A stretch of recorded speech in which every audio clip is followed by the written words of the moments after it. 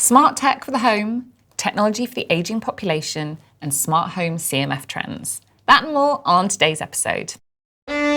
Want to know what's next? For over 2 decades, we've led the world's most influential brands to create the right products at the right time for tomorrow's consumer. This is WGSN's Client Questions Answered. Hello and welcome to the show where our experts from around the globe unpack your biggest challenges. I'm Carla Bazzashi, CEO at WGSN. This week, we're focusing on the future of smart tech, so let's get started. Our first question comes from a client asking, what are the ways smart tech can improve our lives at home? Giving us their take on this topic is Lisa Yong, our Director of Consumer Tech based in San Francisco. Let's hear from her now. Over the years, the smart home experience has evolved from being reactive to proactive, meaning smart home devices like thermostats, lights, and speakers to refrigerators can learn user habits to predict needs and make changes automatically. Now, thanks to a new connectivity standard like Matter, it has laid the foundation for connecting compatible smart home products and systems with one another seamlessly regardless of the brand. This is great news for consumers who want their smart home systems to provide peace of mind and help manage their household. A climate-aware mindset will also accelerate consumer demand for self-sufficient energy management. For example, using a smart meter to track and manage to determine which household devices are consuming energy and how often. This is especially timely right now to guide cost of living expenses. Amazing, thank you, Lisa. Our next question comes from a client asking, how will home tech cater to ageing populations? A brilliant question. So let's pass this over to Matt Zara, our consumer tech strategist based in London. Take it away, Matt. According to the UN, 1 in 6 people globally will be aged 65 plus by 2050.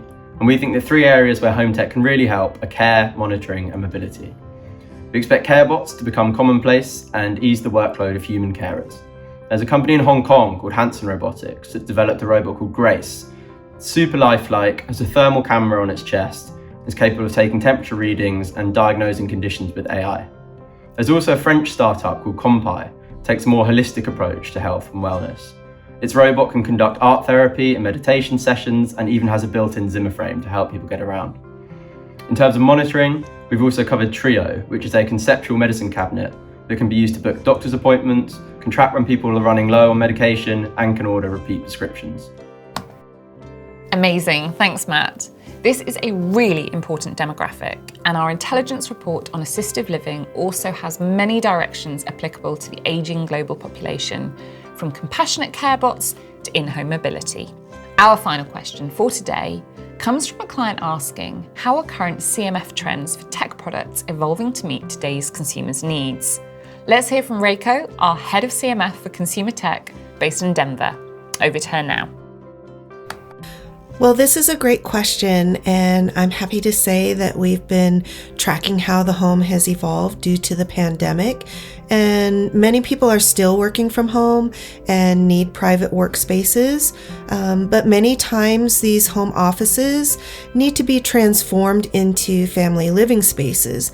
So flexibility is key, and CMF trends are shifting so that tech products can become more ambient and more integrated into the various modes of use within the home. So it's really important for home tech brands to understand the interior environments and their consumers' personalities. Great stuff, thanks Reiko.